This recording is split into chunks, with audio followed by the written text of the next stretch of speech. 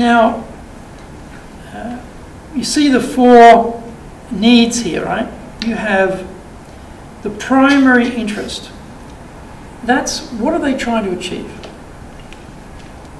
For example, brand awareness. That is a primary desire I might have. Or your primary interest might be, okay, more sales. You know, that might be the primary interest. Brand awareness, primary interest is there, or more sales. So we need to understand what they're looking for. Now, the buying criteria, this could be budget, it could be frequency, it could be size, it could be colour, it could be black and white, it could be any number of technical requirements. It could be payment terms, 60-day payment, 30-day payment, broken up payment, initial payment, balloon payment. There could be any number of things around buying criteria that they need. Okay? Like for me, if I've got a big purchase, I don't want to do it all in 1 month. Your cash flow concern, so you try and spread it out a bit, right? Take the pain over a long period of time. The individual motive, what's in it for them, right? Yeah, if this works. Do I get to shine? Exactly. Do I get a big bonus? Mm-hmm. A big commission? Do I get promoted? Do I get recognised? Does this help me in my career? Mm-hmm. What's in this for me? Right? So we all have self-interest. Mm-hmm. As the salesperson, our job is to discover what's the self-interest. And then you've got risk versus reward down the bottom here. This is particularly important in Japan, very risk-averse country. Japan, generally speaking, would take no reward to get rid of the risk. You know, they're not motivated as hard by reward as they are by avoiding risk. That's how the culture works. If you have a mistake, that's bad from a Japanese point of view. Avoid mistakes. So therefore, the way not to make a mistake is do nothing. Take no risk. You're a new opportunity. You're a new entity. You're a change from what they did before. All risky. All risky. Very few Japanese ever lose their job because they didn't go hard enough on the reward part for the company. But they worry about losing their job if they make a mistake. Or they're worried about being penalised in their career by making a mistake.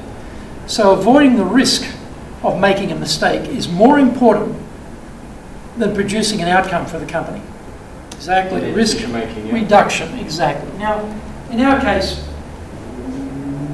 for our courses, standard courses, for companies, we offer 100% money-back guarantee, no questions. The reason we do that is to take the risk out for the HR people, because they're generally HR people we're dealing with, right? If we can take their risk out, they're often not worried about the reward, because they're an entity for some other part of the company that's going to receive the training. So for them directly, there's no actual reward, but there's risk. If that happens and they complain, they look bad. So all we have to show, no one's going to complain because the satisfaction rates are very high. Financially, there's no risk. So if it doesn't work, you can always say, well, look, it was free. The branding campaign doesn't work. The awareness campaign doesn't work. The sales campaign doesn't work. So you've got certain risks. Now, what's your mitigation of the risk? How do you reduce that risk? What do you guys do now?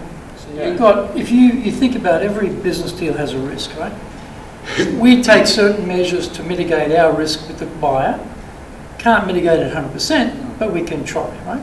So what are you, in your conversation, what are you going to do to address their concerns about failure of the campaign or failure of the activity or waste of the money? How do you mitigate that? You've got something there. So what this means here is when we are talking to the buyer, we're trying to get an idea which one of these is going to be critical, you know? Is it the outcome through the primary interest to be what, you know, sales or awareness or whatever, brand strengthening? Is it trying to take the risk out and emphasise the reward part so the balance is heavily favoured in case of the reward part?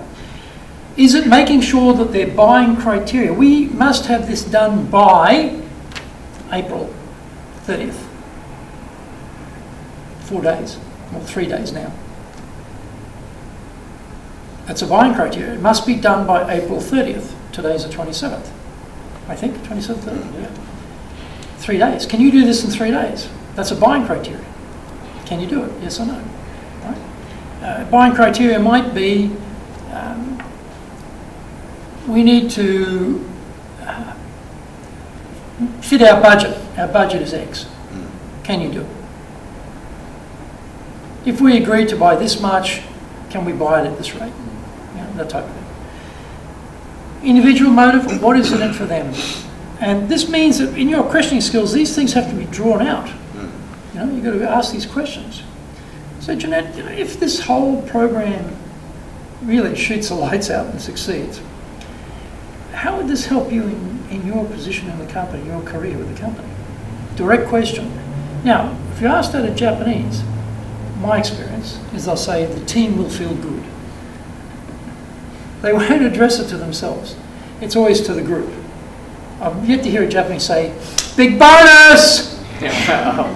Commission is going to be a killer that month, You never hear that. I always hear about the group, how people will feel, company will be doing better. That's okay. That's okay. That's all right. Doesn't matter. But you ask the question anyway. Because then you hear the terms they express it. Well, when you come to supply the solution, guess what? These are the words you're going to feed in there. The solution, which we're going to do in a moment, talks about how it delivers the primary interest. The solution talks about it matches their buying criteria. The solution talks about taking out any risks that they are concerned about, emphasises the rewards they're going to receive, and it hits on their individual motive. So all of these things are going to feed back in the solution part in the next chapter, Module 5. See how that works? Yeah. But you've got to know these things in the questioning part to get there. It depends on the company. I mean, small companies, the president will probably decide everything. Like in my company, I basically decide everything. It's a bigger company. There may be a couple of groups involved. For example, the HR department, maybe the sales department would be involved in the decision to employ us as a training company. It wouldn't just be the HR. It wouldn't just be sales. It would be both. So it tends to be more group. There's more than one player. So would you pitch to those two groups? Well, you won't get access to those two groups. You'll get access to whoever is the integral interface. And then you've got to try and understand who's the final decision maker. Well, if there's a final decision makers, and then target messages for that group. Okay. So you need to go through your contact with messages for them to deliver to the persons or people who will be the final decision makers. So would you ask the question, who in the decision making process is really important? If I heard that as a buyer, I'd probably throw you out of my office because it sounds like a sales pitch. I want something a bit more nuanced and subtle. I want something like, I'm sure this is an important decision for your company.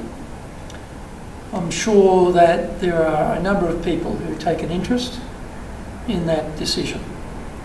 Apart from yourself, would that include the head of sales? Yes or no? Okay, yes or no. And apart from that person, who else would have an interest? Very, very general, not direct, soft. Soft. Because if